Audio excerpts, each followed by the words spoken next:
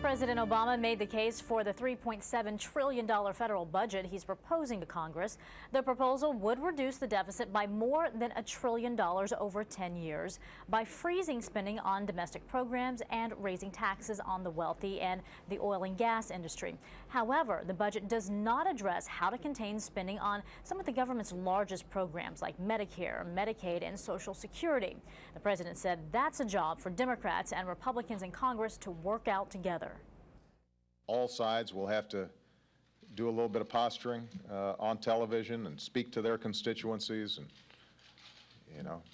rally the troops and so forth. But ultimately, what we need is a reasonable, responsible, and initially probably somewhat quiet and toned down conversation about, all right, where can we compromise and get something done? But the GOP remains focused on cutting costs. Republican leaders say the president's budget calls for too much spending, borrowing, and taxing. For more now, we are joined from Washington by Politico's Abby Phillip. Abby, thanks for being with us. Thanks for having me tonight. All right, first and foremost, why doesn't the budget address Medicare, Medicaid, and Social Security? Well, I think the principal reason that it doesn't address these issues is that these are massive, massive problems that for decades Republicans and Democrats have not been able to agree on. President Obama today said that that's something that is going to take some more time. It's something that he's willing to look at, but it's going to take more time. On the other side of this, it's an issue that's very sensitive for Democrats.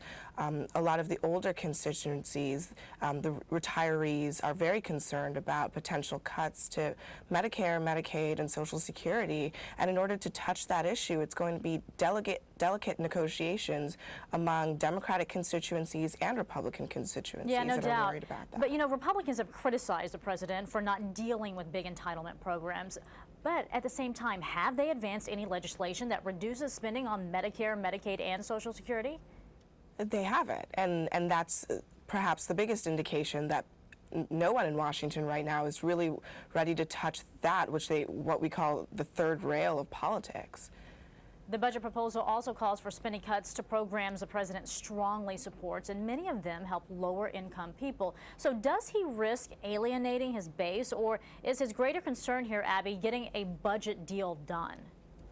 He absolutely risks alienating his base. You're already hearing whispers from a lot of community development groups, people who have been affected by some of these budget cuts in areas that the president says that he cares about, who are saying, but wait a minute, we need these programs in order to serve people in a time of economic recession. So it's an interesting argument that he's making, that these cuts need to happen because of the recession, while on the other hand, the people that are most affected by it are saying, if you cut this now, it's going to be harder to serve people who have lost their jobs and need unemployment assistance and who need home weatherization help and money to pay their heating bills. So it's a difficult argument, and I think that this is going to come out a lot more as the week progresses. Yeah, no doubt. Well, House Republicans advanced a bill that cuts $61 billion in federal spending for this year. The president said he would veto that. Are the two sides going to be able to come together and work out this budget? At some point, I think they are going to have to. You heard Speaker Boehner say this week that he doesn't want a government shutdown, which is what would occur if they don't successfully pass a bill that would fund the government for the rest of the year 2011 on March 4th. So Speaker Boehner has indicated that he's not willing to shut down the government, but if Republicans and Democrats don't agree on some of these cuts, Republicans want really deep cuts to the current fiscal year, which go much further than President Obama is willing to go to cut some of these same programs that he's proposing cuts to in his new budget.